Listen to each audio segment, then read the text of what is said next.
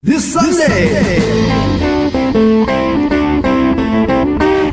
Every Sunday. Side by side at the microphone, from the green light to the speed trap, Chris Switzer and Ray Carino calls them as they sees them, and you better believe them. Here! Relevant news, biased opinions, and outright bullshit regarding every aspect of automotive culture. Gas, but mechanical trickery never before revealed over FCC-regulated airwaves. Thrill to the explosive tension as Chris and Ray cuss each other down the track and barrel roll across the finish line, laughing at certain disaster as they shake hands with the devil. All that and much more this Sunday at high noon on the Motormouth Radio Hour. Call in and speak live with the Wizards of Speed and live feed, Chris Switzer and Ray Carino. Bring the whole family. Kids under 12 get in free. Every Sunday at noon on WHPC. Take the Long Island Expressway to the Meadowbrook Parkway and look for the sign saying no parking on the expressway and no express service on the parkway. Go right on Highway 24 to Garden City. $2 all-day parking includes pit pass. Sunday!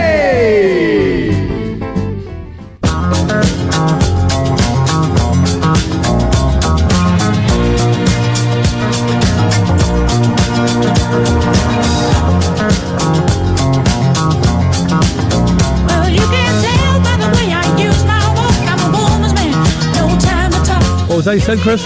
I thought I heard you say something. What was that? Oh, no. I'm just busy dancing. That's all I'm doing. Yes. If you're dancing too, you've tuned into Motormouth Radio, Long Island's only disco fiasco here on the island. Come on, I have my high-heeled socks on.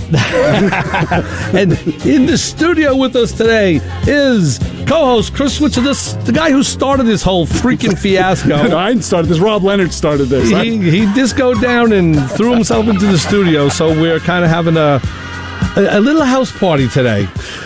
It's good to have you in the studio, Chris. It's always nice. Well, thank you. It's good to be here. I have crisp, clear tones now. You can hear me over this microphone. It's nice. Yes. It's cool. It's very nice. Wow. This is a studio and everything. You do radio shows out of here. Yeah. This is nice. Holy smokes. I've never been here before. Thank you for inviting. It's so easy how time passes and you just kind of I forgot how to get here. I know. Well, no one told me. I had to follow you. The directions worked, so that was okay. Good. So, yeah, I'm in the studio. It's amazing. It's an amazing thing. I decided to just drop by, say hello. Now I'm leaving. Bye. So, I guess now when people watch the video, and you could go to Motormouth Videos on YouTube, and you can find us and you can watch us. We're actually looking two different ways. That's true. Great. Yeah, perfect. Yeah, you're looking that way. I'm looking this way. Mm-hmm. So, anyway. Yeah. Well, thankfully, I have my camera here, but I can look at your camera. I wonder if hang on a second. Wow. Talk. Yes. What should I say? 516-572-7440 is the phone number to get a hold of us here at Motormouth Radio, and I can actually watch the phone ring. Isn't that an amazing thing? I can actually sit there. What is Ray doing? Ray is moving the camera around.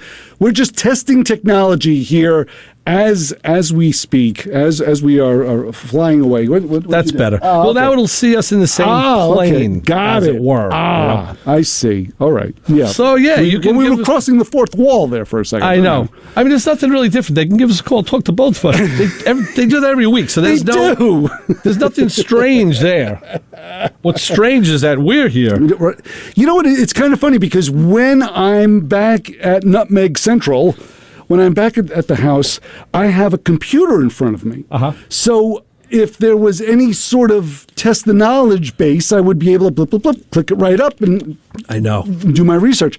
I don't have that luxury now. See, I've gotten to rely on that because I've even said to you, hey, Chris, check that. Yes. And you can do it, right there, because you're too busy, yakking away, and I could stop, sit back, and take a look at whatever we're researching, and now I can't do that. So today it's back to the root.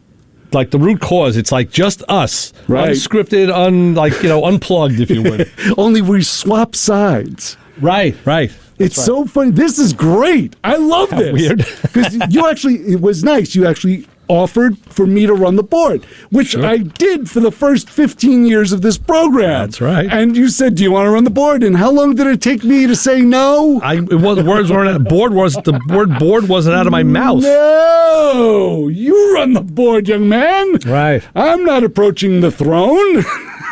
Not this time. I'm looking at it going, wow, knobs and dials and switches. Holy smokes. It's all the same stuff.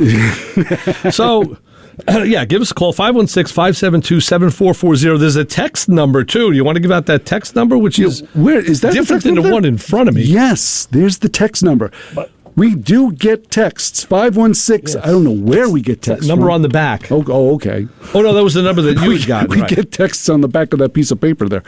When we can figure out where we get the texts from, it's 516-905-WHPC. That's 516-905-9472 for those into numbers. Which is a different number than you used last time. That is. So we're confusing our listeners, which is always something that's perfect to be doing on a radio show.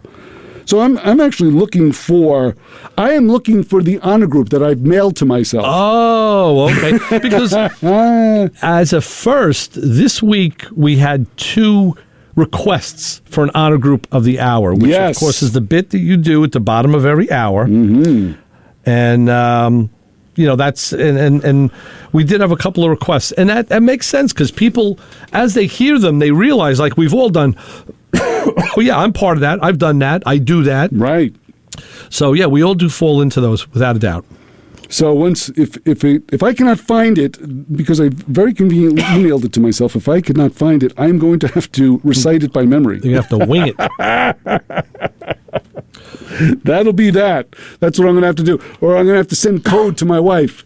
Send the honor group. What, you leave it on the refrigerator? And it's so funny because I was so good about it. Well, we'll wing it. Okay. That's all. We will wing it. This time, every time, all the time. We're going to wing it here at Motormouth Radio. 516-572-7440. How is your vehicles, Ray? They're all doing pretty well. What? Yeah, amazing as that may sound. So we can go home and have breakfast? Yeah. And I did pull I pulled a Switzer deal this week. I'm sorry to hear that. Which we spoke about earlier.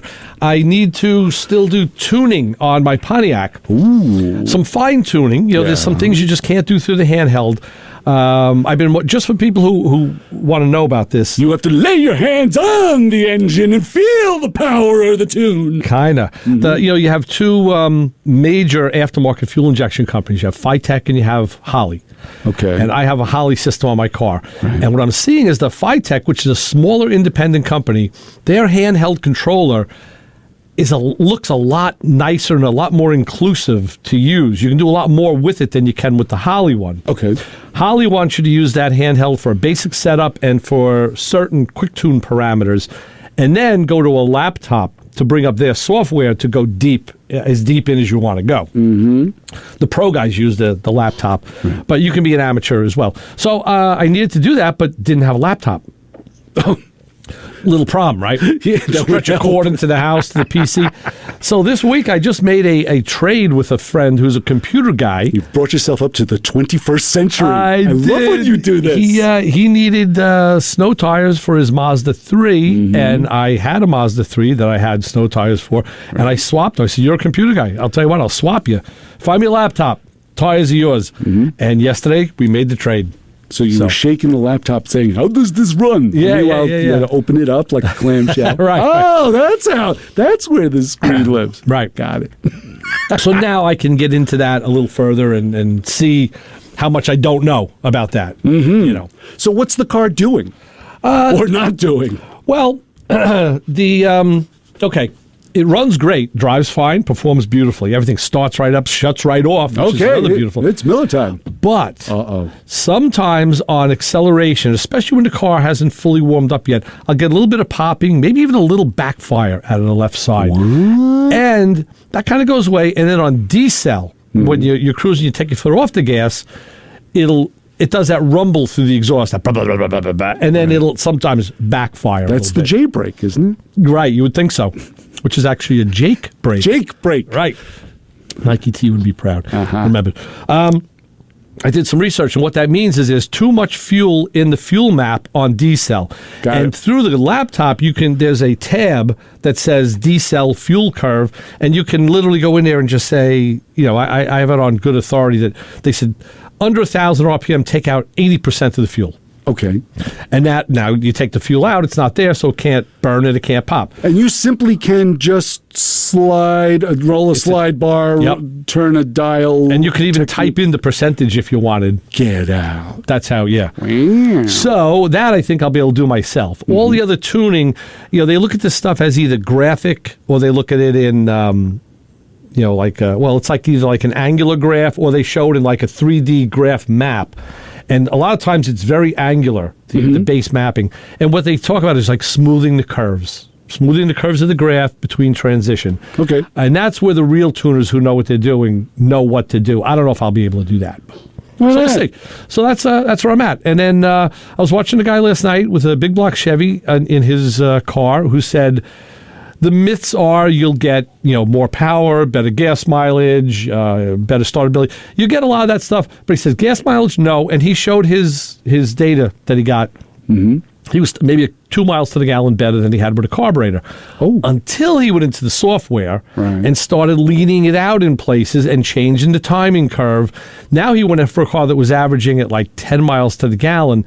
He got it up to like 18 on the highway. Oh, wow. And around 14 around town. No pinging, no. And power laws. See, he did what I did and bought the distributor that goes with the sniper. So now the distributor is controlled through the sniper. Right. So the timing will vary. Which I think is a smart thing to do. It was, it was another $400 to do that, but, and more installation time, but big deal. Right. Now it's more like a modern car. So, so we'll hopefully I'll see some positive. Everything I've done has been a positive change. Hopefully there'll be some more now that I have a laptop. So when is the remote start coming in? No, never. Why? I'm not a remote start guy. It's so funny because you had said this once before, and not that it really didn't mean much at the time, but I'm curious as to know why you don't like a remote start, because I think it's so non-threatening, yet you're like, it's like kryptonite. Well, I'm not one of those guys. My wife likes a remote start. I'm not one of those guys who likes to warm the car up till the heat is up. Right. I'll start it, let the oil pressure come up, put it in gear, and I'll go. Okay. I'll let it warm up as I'm going. I don't have a problem with that. So, it's now my wife and daughters. They want the heat on. They want the seats melting. They want everything to be. They want the coffee brewing through the heat duct. The women like it like that. I don't particularly care. So. Still drive a man's car. Yeah. Do it the man's way. And in my Mazda, I couldn't get that. And the reason was I had a 5-speed. And you couldn't get a remote start with the 5-speed? You have to press the clutch to start the car. So you couldn't get it in the 5-speed. Nice. Son of a gun. Yeah. Wow. So. Yeah, I'm a little disappointed automotively this week, unfortunately. Uh-oh. Yeah. I'm thinking that I have a little hydrolock issue with the Mitsu. I can't figure out. It's like Brian had said. If it's vibrating, on idle, then you may have an issue. Well, it is. Yeah. And I tried to turn the distributor on it's a 3.0 V6. Tried to move it. Unfortunately, the distributor doesn't really have much of an adjustment because the computer controls the timing on the vehicle. Right. So you can't really. There's no adjustment. You can't really move it more than maybe a quarter of an inch. Mm-hmm. But even if you kick it one way or kick it the other way, you're still going to get some sort of vibration going on, and I can't shake that P0300 code that will come up instantly, usually when the car's running for about 10 minutes or more. Well, I have the answer for that, and it's something that you've always espoused on this show. Sell the car. Something you could buy for $1.98 that'll solve that problem. Gallon of gas? The for sale sign. Stick it right up front, roll that thing to the edge of the driveway. Yeah, where 8 people drive down my block, which is a good thing and a bad thing. Take it to the train station. Everybody does it down here. They park them at the train station with for sale signs. Yeah, I've seen them. They still do that. Right. It's so funny. But yeah, it's one of those things that now you get into how do you sell a vehicle that has internal damage. Let's just say I'm correct, and it does have this problem. Mm-hmm. Now, what do? I'm a big full disclosure guy. Here you go. Well, this is it. Then right? You got to say. Not hiding anything here, monkey. Gotta do that. Gotta do it. The only other way to do it, which is almost as, what's the word I'm looking for? Almost as, not honest. Is, criminal? No, well, like go through a flipper. Someone's going to take it to auction. Yeah. No, you could do that. And the funny thing is the car runs fine. Yeah. It runs, it just has an idle that's not smooth. Mm-hmm, that's all. Even when you put the air conditioning on, it rocks a little bit more, but it's not awful. And the air conditioning blows cold. Well, how about this? Put it up for sale at a good price, like a good low price, something that like, why is he only asking that much for it? I'm not talking about $200. I'm talking about like whatever the car is worth. What's it? What's it? $4,000, $5,000? If that, yeah. Put it up for $2,500 cash. Right. Look, it's got a. I tuned it up. It's got a funny idle. I can't make it idle any better. I don't know what it is, so I just want to sell it. And here it is, 25. No haggling. Right. You could try that. Sure. That's not a bad idea. Then you come out your front door one day and there's an engine sitting on your step. If I sold it to you. It would still be running.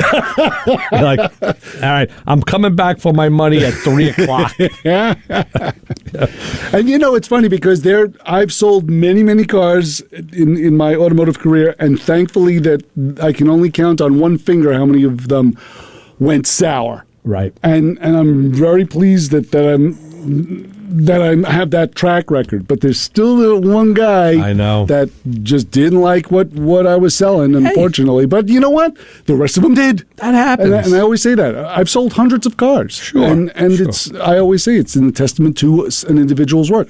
I never wanted to put a car together and jury rig it and kick it out the door, because it always comes back. You always are going to get karma. Will kick you in the butt. I mean, just that alone. So you always try and get it to the best possible. That's why you always go nuts when I say, I'm going to sell this car because it's running really, really well. Well, it's running great. There is a lot to be said for that. You're right. You don't sell it when it's running crummy. Well, the other thing you could do is, you wouldn't make as much money. You could always donate it and take the tax break, Right. No, that's true too. That's something. But that's one of those things. It's never to your advantage when you donate a car, unless you donate like 3 of them. Yeah. That's really the only way, because usually the standard deduction, yes, here on the finance program, on the standard deduction is not usually it's usually higher than the price they give you for the car. Yeah. So that's why I just shy away from those things. Well, throw the tracker in. Let me tell you about that tracker, man. Yeah. I thought you'd be driving that down here today. That car is awesome. Mm-hmm. That is my booze running car. Yeah. That goes to the dry cleaners. And let me tell you something. I'm a little miffed. So, Ray, I got a problem with the tracker. What is it? I brought it. I don't know where it happened, but someone stole my plastic nut covers. Really? Took 3 of them. 3 of them? Off the front of the car. I was changing the oil on my other car. I look over and go, where are the plastic nut covers? 3 of them were gone. I'm like, what in the world? I'm like looking around. Did they fall off on the driveway? You know, when something has been taken from you, you do the dumbest things. Like, I'm looking around on the driveway, like I'm going to find 3. Oh, here they are. They probably fell off at speed. I think at 38 miles an hour. That's all they can hold on for, and they're gone. Ray, I lost my nut covers. Oh, boy. Now you're in trouble. Somebody took them. I don't have any I can give you. I had the old ones for the Pontiac. You gave me all of them. Yeah, those are the stainless steel ones, but I don't have any for the tracker. I don't know where they are. Yeah, I don't have any. I got to order new ones. Right. So I did. I went on eBay, ordered whole set. Figured, why not? What was it, $12? Wow. There you go. Thank you. Thumb my nose. Yeah. So you dirty old... Unless the same guy's watching you. That was the old trick. Someone told me about this. I think Mike might have told me about this in Brooklyn back in the day, in Queens. They would clip your battery. Sure. And then they would come back in 2 days and take the new battery. The new one that you because they knew you were getting the new one, and they'd come back and sometimes they'd rub it in your nose and leave the old one again. Boy, genius, right? I need a new battery. That's true. I've been hearing about people taking literally springs, automotive springs, and cutting their exhaust systems and welding the spring to contain the catalytic converter. That's gutsy. It is. There's another way. I mean, I actually saw a truck because it was a little higher so I could see under it. And he had some contraption under there of all sorts of wire stuff that was like crazy. But our friend Kilowatt Kevin, he bought a shield for his Tacoma that went on with security screws. Oh. And just a few weeks ago, we took his wife's RAV4. We brought it over to the shop. He bought one for her, too. Right. It just covers the whole bottom, and again, security screws, so it's not impossible to get off. But actually, the Tacoma he did on the driveway, the RAV he couldn't because it was you need room to work. Sure. So, but that was like about $200 for that shield. Mm-hmm. I believe it. I think it's worth it because they're disappearing, and there's nothing you can do about it. I mean, it's so funny because you remember in the old days, you used to hear a loud radio, and you'd think nothing of it. Now, you hear a loud radio in a parking lot, better go out there with a ball peen. Our good friend Billy Velvet called last year and said that. I said, this is the new thing now. What they're doing is if you hear a loud radio outside, take a look. And I said, oh, yeah, in Queens, someone's going to look that there's a loud radio in Queens and Brooklyn. The guy delivering your pizza has like a megawatt stereo out there, and he's got, whoever blasting. I wouldn't look out the window if I heard a crowbar hit the ground. I wouldn't go out. So guys were taking the battery-powered Sawzalls and using those. Right. There's another tool now. It's like a battery-powered, like a lopper, a pipe cutter. Oh, come on. It's like just one cut, so you don't even need a loud radio. Holy smokes. Yeah, ridiculous. Wow. Yeah. That's rough. Yep. Still drive the tracker, though. Yep. Even with my missing lug nut covers, I'm still going to drive that tracker. Nice. It is. It's great. I've been zipping around people. It's so funny because I'll get out of the tracker and then I'll get into the Chrysler. And the Chrysler is like driving a Freightliner. Oh, for sure. It's just, I'm like, whoa. Speaking of that, boating out. I found a list of the most stolen cars in New York. There's the top 10. I can give you 3. All right, sure. What do you got? I'll tell you where they fall. I would say any Hyundai Sonata.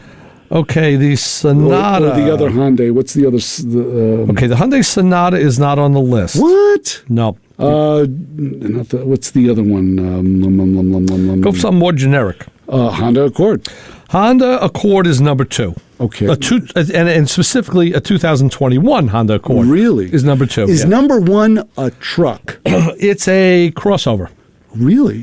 All right. Read the list. Number 1 is I'm out of ideas. Number 1 is the 2001 Honda CRV. CRV. Okay. Then the Accord, followed by the 2019 Honda Civic. Right. Number 4 is the 2016 Toyota Camry. Oh. Maybe there was a body change. I don't know. Yeah. Number 5 is the 2021 Jeep Grand Cherokee, and tied with the 2020 Nissan Altima. Number 6 is the 2006 Ford Econoline E350. The big one. That's to haul all the catalytic converters away to the chop shop, right? Yeah. That's what you got to do. That's what you got.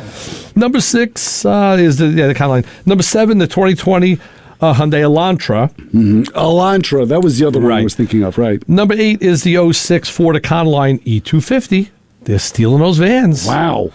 Number 9 is the 21 Chevy pickup, the full size. And number 10 on the list is the 2018 Toyota RAV4. So those are your top 10 most stolen vehicles in New York. Right. So that's not national, but... And then usually when a car is mostly stolen, any cars on those lists, usually they're never new cars. They're always like 5-year-old, they're late model cars, but they're usually anywhere from 3 to 5 years old because that's when things start to happen. Right. When they're new, they can bring it back to the dealer. Oh, I got this scratch. Oh, there's something wrong with my air freshener. That's what the dealer's for.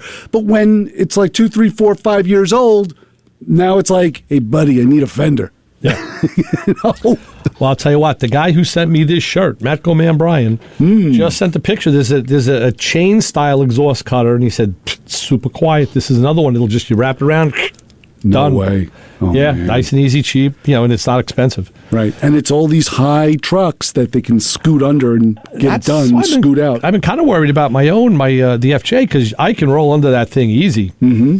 So, I mean, it's a prime candidate. Anything like that is a prime candidate for thievery. Right. Yeah, my Pathfinder was the same way. Of course, Kevin sent me the link to the place where he got the panel for for his wife's car, and they want $350 for the FJ version. They don't sell as many of them, I'm sure. That's Right. what it is. Right. So, You going to do it? You going to do it? Yeah, I don't know. I'm not. I don't know. You don't take the car into very many questionable neighborhoods. They're stealing them out of neighborhoods like where I live. Yeah. And I'm on a dead end, so it's you could get that. You could nab that thing. Well, that could be being on a dead end could be a benefit. Could be because you can't scoot out. There's only one escape route. Right. Yeah. They don't expect, if they're seen, they can't leave unless you could step out of your driveway and Right. pretty much armed and dangerous. Locked and loaded. Got that right. Unless the thief was smart enough. I don't know the Not that we suggest anything like that. No, I don't Don't know. get me wrong. Keep your cards and letters. I don't know the brilliance of these thieves, but if they would, I would think they'd scope it out first, and then in that case turn around so they're facing out. Be ready to flee. Well, look at you already. You got this set up. Yeah. Thinking like a thief. All right. Well, you have to. I know. Yeah. It's the only way you can get it done. Yeah, You just yeah. think like a thief. It's the truth. Yeah. It's the truth. 516-572-7440. Where are you guys? Come on. Yeah. It's been quiet. Been talking to Ray for how long now? I know. But other than that, everything's good. I was able to pull the carpet out of the 300. Mm-hmm.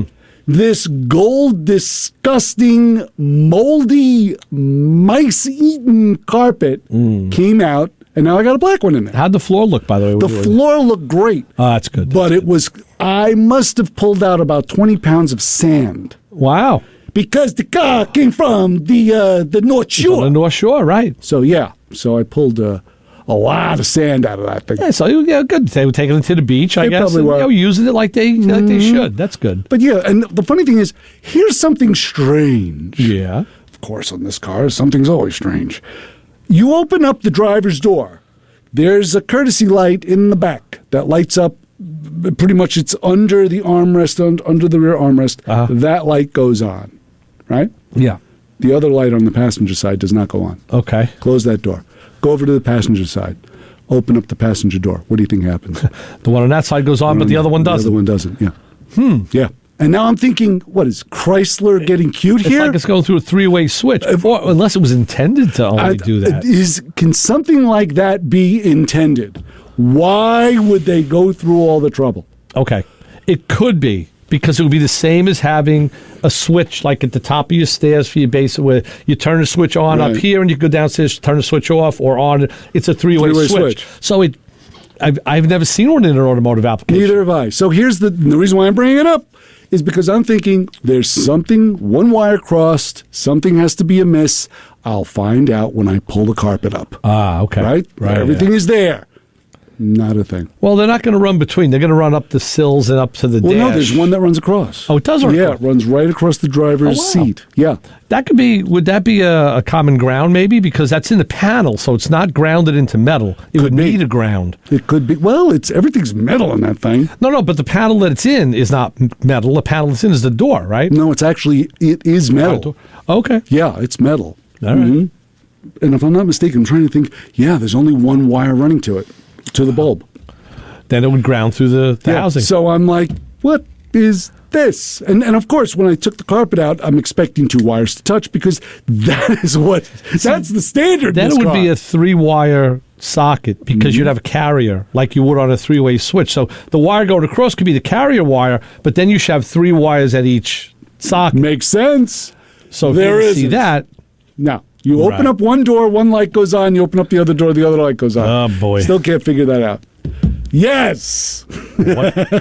Well, you should have more important things to worry about. Oh, totally. That's not one of those. Right, exactly. Yeah. That's not one of those things. But the carpet is in. The seats are back in. Good. Everything is good. I was telling Mike, we were talking about this after the fact when we talked about your car, and I said, factory seatbelts have gotten to be very expensive. He says, what? I said, yeah, I was. Once in a while, I get an eBay search and Chevelle GTO seatbelts. You said they're like hundreds of dollars. $350 to $500. Well, I just got one this week. Some guy that sells Gary's Goody, sells a bunch of GTO and Chevelle stuff. Right. Between $500 and $700 he was selling them for. So I took the link, I sent it right to Mike. I said, see, what did I tell you? I got a bag of those things at home. There you go. And GM had and maybe they probably all did it. There was a little cloth tag on the back, usually that was sewn on, that would have the date. If that still exists, right, then the price, you go to the higher price because it's got the date code on it. For those that are looking for the date-coded seatbelts, right. Son of a gun. And I know some of mine have it, some don't. It's funny because the ones I got seatbelts with the rug, the guy was really cool because I was able to acquire it from one of the members of the Seabody Club, and right. This is one of those reasons why if you own a car that's a little off the beaten path, it's always good to join a club. Oh, without doubt. It always is. It's such a benefit. You get to see and you get to talk and you get to literally just share information. It really is. And this car is no exception. One man is no island with this thing. Is that a local club to you? No, it's actually national. Why don't you see if you can get a thermoquad? That's on a bit of... What? No, not a thermoquad. You want to get a thermoquad? Yeah. With a plastic body? Yeah. Why? It's a highly revered carburetor in the Chrysler world, but you have to change your intake. Well, so I think you have that's for a newer car. Because I had They put them on in 71. Really? I'm just reading a Superstock magazine today, and they were doing all the new cars for 71, and the Fury's got the thermoquad. I remember my St. Regis had a thermoquad, my Newport had a thermoquad, and they were both 79s. Right. Yeah. They started in 71. That carburetor was a little questionable. Yeah, it was one of those. You really had to zone in on it. I've never had one and never had to work on one, but I'm intrigued by it because they made that phenolic center bowl. Phenolic. To insulate the fuel to keep it cooler. Right. And it's got pretty big fuel bowls inside. Sure. So you have I like your hand there. Yes. So you have a big reserve. Unlike what you have on some of the other carburetors. So well, not like that Holly. Well, I know, since you love that one so much. Right. Yeah. Piece of lumber. Right. Well, lumber as it is. Yes. Nobody wants to call. Let me tell you, want to...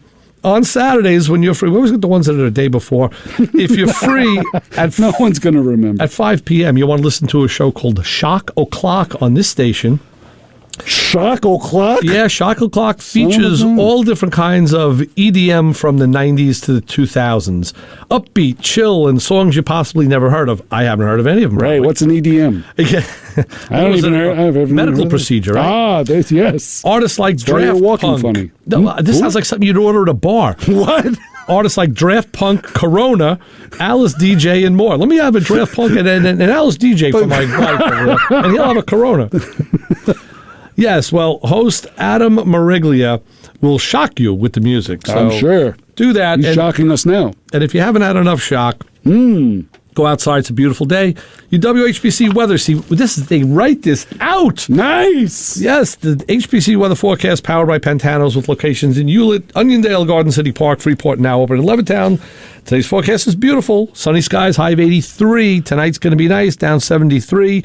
Chance of rain. I was going to take the Fiat out today, and then I saw the weather report, and they said that tomorrow we're supposed to have some heavy rain in the morning. Right. And I said, you know what? I got to run around. I got to go see an allergist. I'll leave the Fiat in the garage.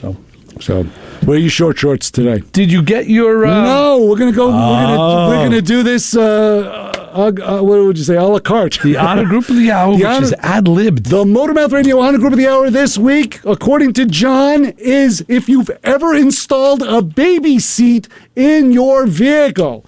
Have you ever gotten one of those baby seats that has more clamps and straps that can hold down a rolling DC-3? Have you ever been muscling with that car seat while your wife periodically comes out and says, you can fix cars, you haven't put that silly thing in yet? Have you ever hearkened to those days when you used to travel around as a kid on the package shelf in the back seat of your car? Yeah. Well, if you're having a hard time putting a baby seat in the back seat of your vehicle, you are part of the Motormouth Radio 1 Group of the Hour. Wow, that's great. John sent that last week. He did, and I loved it. And it just so happened I was over Rick's house during the week working on his Mustang, and when his wife was leaving, he said, "Oh, wait a minute. They have a car seat in their car for their granddaughter." He goes, "Let me take the car seat out." And as he took it out, it looked like a parachute. There were cables. Yeah. And I was like, that's going to be down a Group of the Hour. He goes, "Have you ever put one of these in?" I was like, "Funny you should ask." I'm like, "I have done the older ones, but not that newer style." So, yeah, that's a good one. That was good, John. That was a great yeah, definitely. Do you remember, I don't know if you, not your children, but probably your generation, because I don't remember. We were on the back package shelf. We were definitely on the back package shelf. But there were no seatbelts in the cars back then. Of course not. But I remember this as a kid, a little seat. It was like a little bench seat that sat between the driver and the passenger. And it had like a piece of wood with like this thin veil of a cushion on the seat and on the back. Right. And it had these chrome handles. And I remember my dad tells a story, or used to tell a story. He says he's driving along. He had a 61 Chevy at the time, and the steering got really, really hard. Did I tell you this? No. Got really hard. And now he's like trying to figure it out why the steering is not literally, the power steering like just completely kicked out of this car. Okay. And he's like looking for a fan belt. He's looking for smoke coming. He can't figure it out. And my mom is sitting there and she's oblivious to everything at this moment. And he's starting to get worried until he looked down and saw I was sitting in that little seat. I had my foot on the steering wheel. It was your own version of a Jake break. It was a Chris break. That is funny. Only you would do that. Did he break your little foot for you? He did. He kicked it, you finky kid. I'll break your leg, you little... I was 16 at the time.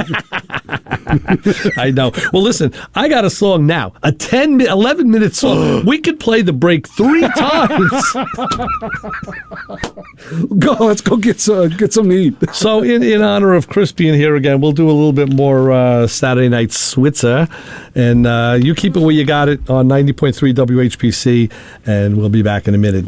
Swing it, brother.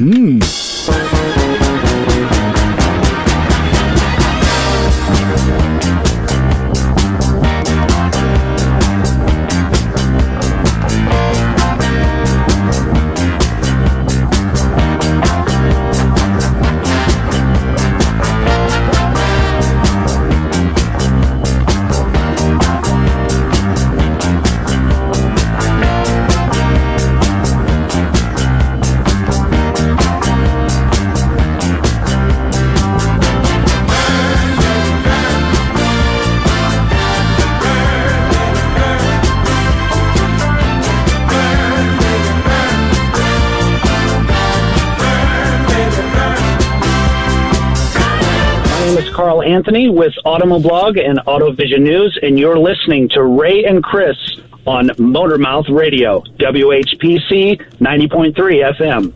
This show on 90.3 WHPC is brought to you by CarStar Celebrity Chase Collision, with 2 locations in Limerick and Oceanside, who remind you that New York State law says you always have the right to choose which shop will fix your car. CarStar Celebrity Chase Collision offers a full range of services, 24-hour towing between Montauk and Manhattan, shuttle service, and they can help you with a rental car arrangement if needed. All repairs include the CarStar Lifetime Nationwide Warranty, ensuring that the experts at Celebrity Chase Collision are always on your side. Y sí, hablamos español.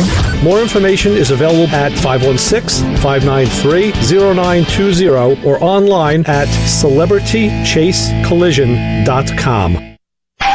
You're listening to the Motor Mouth. Hey, Ray and Chris. Did you guys read my mind? Okay, I appreciate you having me on. Wow, you guys finally figured it out. Motor Mouth. This is great. No more foolishness. I miss my cousins. You're a funny guy. I've been waiting for Sunday just to ask you guys this question. Our trained staff of 2 will help. Well, good afternoon, guys. I need a little advice. All right, so you got me to call in. All right. I don't know everything. You guys are mechanics. You guys have a great show. Thank you very much. I come with a tale of woe and a warning for the younger guys. Chris is doing jumping jacks. He's getting ready. Ray is right behind me. Every time I get off the air, I think, Motormouth! Oh, boy, they're never going to ask me back after that one. Yeah, this is a collect call. How are you? Quite frankly, there are better things to do with your time. Oh, I probably called the wrong number. I was trying to get a hold of Ray. And I wake up screaming. So I'm very happy to listen to your good advice. Yeah, I want to know what the is wrong with my car. Break it down for us call guys. All right, see you next weekend. Motormouth! I know you guys usually speak Guido, Right. and now you're talking Tinsel and Yiddish, and this morning I happened to listen to the rabbi on your station. So it's all, I guess today's Yiddish then. Right. There are answers, sometimes correct ones, and we may have them. Motormouth Radio, 90.3 FM, WHPC. Motormouth! Hey, you, get over here. Every Sunday, 12 to 1, you are going to tune in to hear the Motor Mouths, my friends Ray Guarino and Chris Switzer. 90.3 FM, WHPC. You might learn something.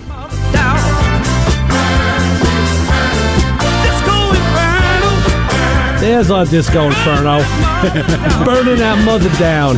Vince says there's a glitch in the song, but I don't know. I'm not sure what this is. This will go on for another 5 minutes. Yeah, we could play this all the way to. We could talk over this all the way to the end of our program. We could just dance through it, right? I know. That's something. Yeah. Yeah, definitely. I got my orthopedic shoes on.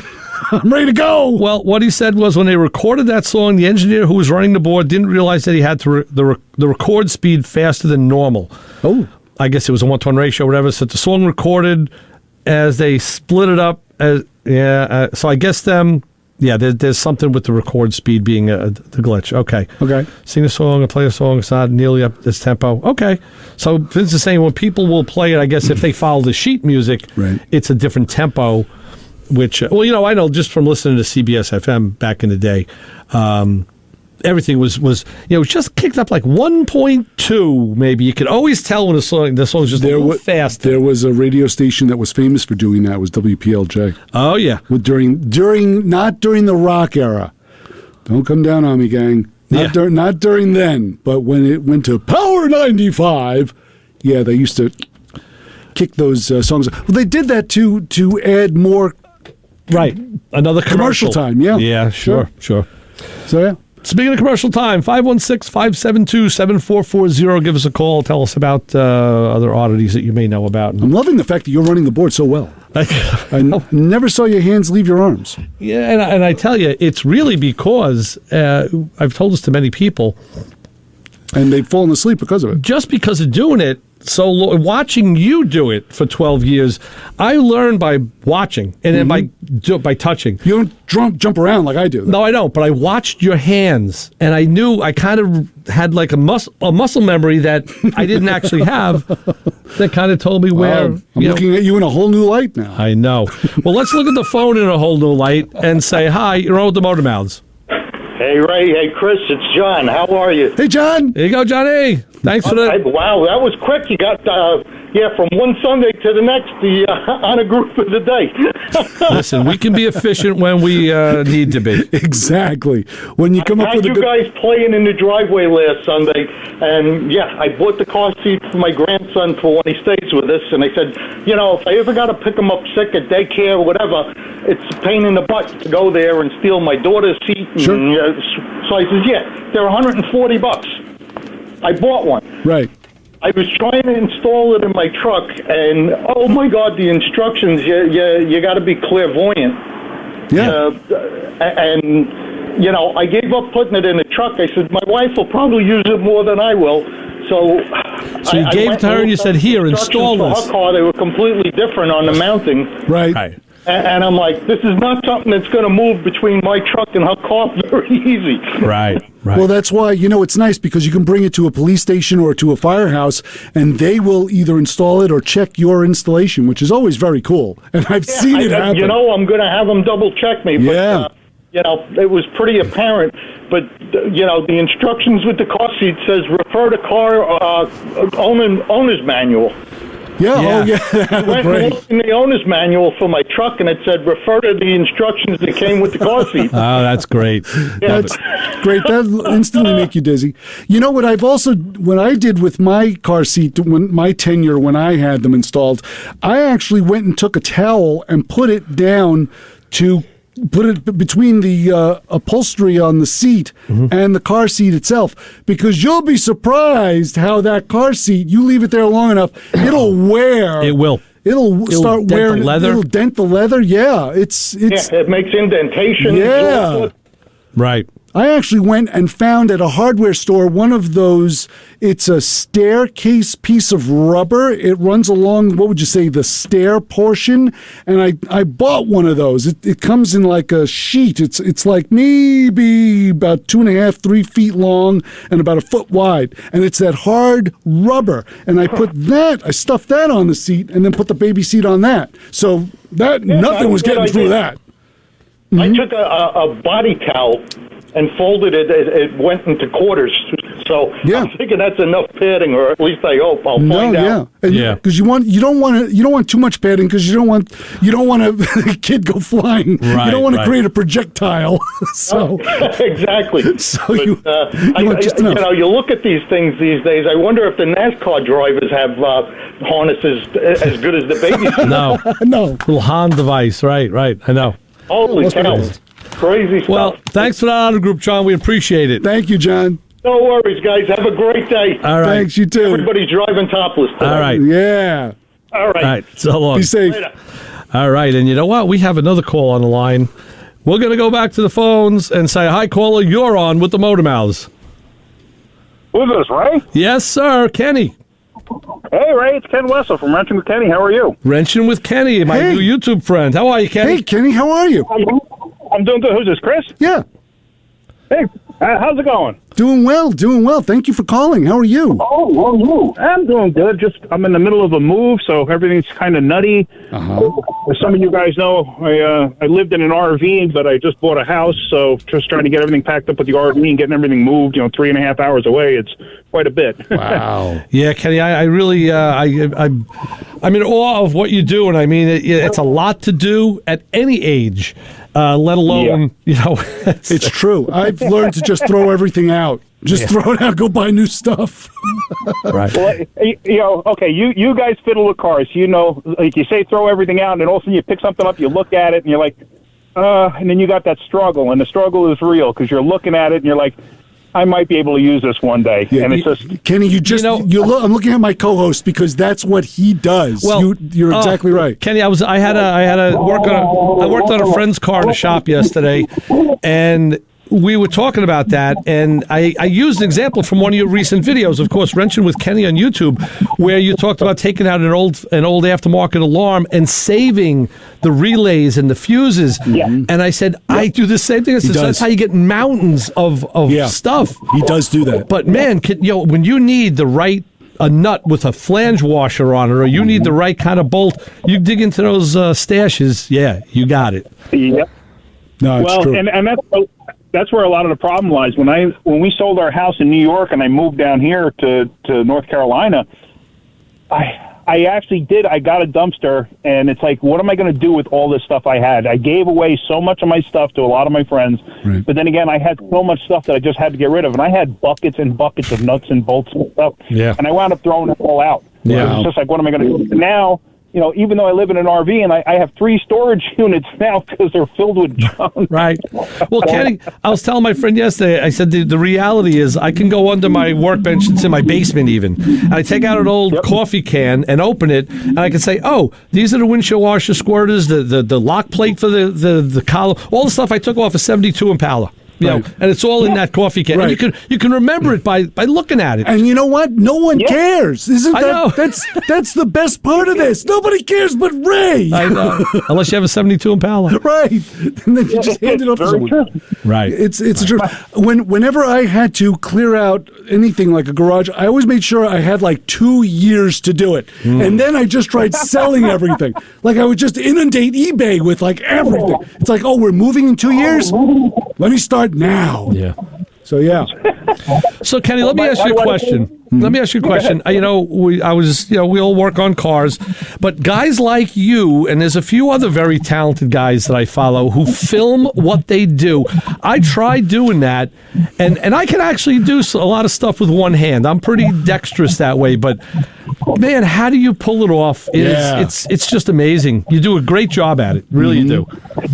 Well, it's funny because I actually, just this morning, I wound up, because what I do is I actually have my computer going during the day because my dog Gigi, she's home alone.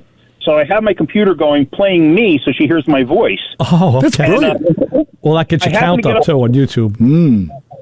Yeah, I mean, it does, technically, but I let her at least hear my voice so she is not here all alone, so to speak. So I happened to get up this morning, and I went to go just to see where it was at, and it actually finished my entire playlist. Wow. So I looked, and my very first video happened to be the last one played, obviously. So I went and I played it, and just to see, because I mean, it's been over 2 years since I've actually watched that video, and I mean, it's terrible, but it is what it is. And I was watching it, and I was like, man, that video is just, it's terrible. I guess I've come a long way since then. Oh, yeah. So, you learn the right things to do and whatnot. And when I first started, it was more of, I don't know, just kind of to fill my time, like just to do something extra.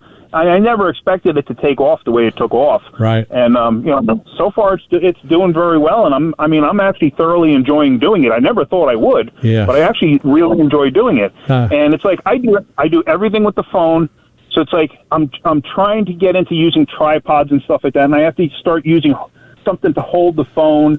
I'm going to probably get into other type of camera equipment. Just, it's with everything being in transition right now. It's like, what do I do? I don't know. It's just, so hopefully once the move is complete, which technically should be the 14th of this month, then I can actually progress and start doing everything a little bit differently. But yeah, I understand what you're saying. It is difficult to get started that way. And it's like, nothing seems right at first. Right. Well, I don't know if other people have told you. I mean, I know what you popped up in my feed because I watch other guys who work on cars, and I said, okay, we'll give this guy a watch. What the heck? And then I said, well, okay, sounds like he knows what he's talking about, but I'm a tool snob. Let's face it. I'll we all know that. I kind of look behind. I always look behind the main thing, and I noticed the tools that you use, and I said, okay, this guy knows what he's talking about, and he's using good tools. So that's two things right there that lead this to being a good bet. And that's kind of the metric that I follow. And I was right. You're right up there. So awesome. Thank you. I appreciate that. Then that's why Ray would never watch me work on a car, because my tools are... No, forget this guy. Yeah. Well, I'd be... As you guys know, too, when we were growing up and, like Harbor Freight first came out, let's say, I don't know if I could say their name, but yeah, sure. When they first came out, it's like the tools were, inexpensive tools, and they really showed it that they were inexpensive tools. Right. And we didn't really use them. But, I mean, as of lately, with all the off-brand tools that are coming out, some of them are actually pretty darn good tools for home use. I will say that. I do have an Icon ratchet. It's not a bad ratchet. I have a couple of their things, and they started knocking off like the snap-on pliers now. And I actually bought a pair of like a duckbill pair of pliers that really is nice. The Icon line. Yeah, I agree. Back the funny thing was back in '84, Harbor Freight was here. It was only through the mail. You couldn't. There was no stores, and they had free shipping. And I remember I was working on an air compressor for the house, not for the car. I needed wrenches that were over an inch, and they had a set of wrenches that started at an inch and went to like 2 or 3 inches. Jeez. It was $60.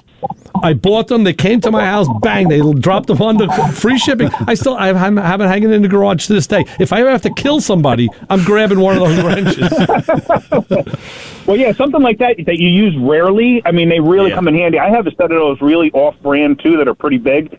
And they're scattered all over the place, though, unfortunately. So, but I mean, I do have the ones I commonly use in my toolbox. But when I say commonly, if I use them twice a year, that's a lot. Right. Sure. On a car, right? Exactly. Very true. So, so Ken, we're looking forward to having you up this way in September. We're going to get you in the studio, I hear. Mm-hmm. Yep. I got to come up. My mom still lives in Stormville. 2 of my kids still live up in that area too. So I'm coming up there to visit. I got a couple of buddies up there I want to visit, and I was like, you know what? I'm going to be in the area. I kind of want to come out and check you guys out, and say hi and everything else, because it's always good to see like people. You know what I mean? Like, hey, we're all car guys. We all love the car scene and everything else. Right. Mm-hmm. Yeah, absolutely. And you're always welcome in the studio. It's not a problem. Yeah.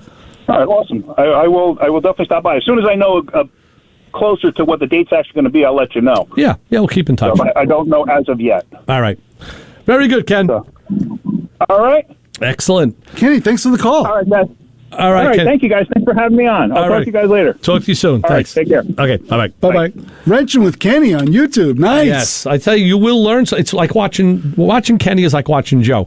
Kenny is a teacher, and he knows how to put things into a language mooks like us can understand. Like, even if you know what you're doing, like I know a lot of the stuff he's doing, I've done it, but still I like to watch somebody else do it, because maybe there's a little slant or a little something that maybe I can pick up from him and do it faster or easier the next time. Totally. No, so, I'm definitely in agreement there. It's a must. Unlike, see, there was too many songs in the CD. This should have been the theme song for this show, I thought, because of course, the way that people react with us and say, "Hey, you guys are always throwing me a curveball," or "What are you doing? I didn't understand what you were saying." This is what we do every week. Jive talking, and I'll say, "No, it's." Guys, I tell you. Yes, we got a good long lead in. We do have a good long. It's like come up soon. Yeah. like doing car wash. And I said, you're right. This would be a great lead-in song for this show. Those jive talkers. Yeah, that's true. But yeah, it is nice when you can watch someone performing a task, doing a job that knows basically more than you, and sometimes you can pick out something different, something new, something that you haven't seen before, and I'm all for it. I love it, and I still do it. I mean, no one person is an island. We don't know everything. Oh, no. I do have to every once in a while go and look, but you know what? The kind of funny thing is when you go to look on Google and you watch what someone is doing, you have to, of course, then evaluate, like you say. Yeah. You evaluate by the tools, the quality of the tools that the person's using. Yeah, that's usually secondary. I usually am like looking at the camera work. It's watching the camera move around, because you need a Dramamine watching some of these people swing a camera around. I watched the guy last night. It was another Holly Sniper tuning video. I'm watching as many of those as I can, and the guy was in his garage. The camera was fixed. I said, okay, good. Check off those things. That's good. Right. The lighting is good. The camera's fixed, and I listened to him for like 30 seconds and said, not sure yet, where this is going to go. Why? What was turning you off? Well, the delivery. His delivery was kind of slow. It didn't seem to the point yet. It was just kind of generic. And then he interspersed computer shots of what he was talking about. I said, okay, now he's getting better. Create a video. So as the video goes, you keep... Yeah, I mean, there's been videos that were maybe 10, 15, 17 minutes long, and then like at 6-8 minutes, I'm like, stop, done, out of here. No, it's over. It's just not going where I want. But did they open with that guitar? Most of these guys do everybody not. Does. I think, I'm happy to say, I think that's a thing that's kind of past. It's not a thing. God, not on television. There was one guy. There is one guy I watched recently that did have that. He had the heavy guitar intro. Oh, it's making me nuts now. I know. I don't even want to hear it anymore. As soon as I'm like, stop it. Stop, grow up. TV, it's big on TV. You're right. Yeah. So I just can't deal with it anymore. Right. I don't even want to watch half that stuff because of it. It's like get an imagination. Do something different. And now the imagination thing different you have to do is get the heck out of here because we have to leave. That's right, because good programming is coming up. I don't know, next week, we don't... Right, Thunder Road. I don't know about... Springsteen and the band. We don't have I had a couple guests that were in the clouds. We'll see if somebody drops in next week. I don't know. You'll drop in again from the home state. Yes, I'll be back in the Nutmeg State next week. And so, for Chris Switzer, Ray Guarino, what do we say to the people that are waiting for both of us in the parking lot today? Don't follow us home unless you got good tools. Right. So for Chris and Ray, we're out. See you next week. Motormouth Radio 90.3 WHPC. See you, bye. Bye.